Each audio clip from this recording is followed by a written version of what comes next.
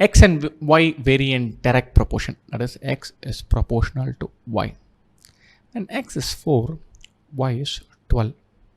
X is directly proportional to Y. That means we can write X as KY.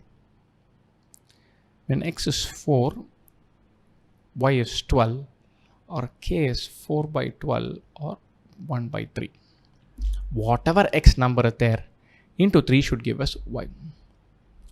1.7, 5.1. 1.7 into 3, 17 3s are 51, 5.1. This is possible. Which of the following is not a possible value? So this is possible. 0.03, 0.09. 0.03 into 3, 0.09. This is also possible. This is also possible. 1.4, 4.2.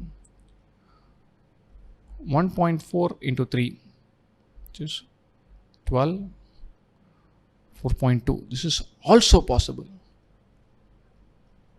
Everything seems to be possible. 0.8, 0.24, 8 into 3, 24. Is that possible?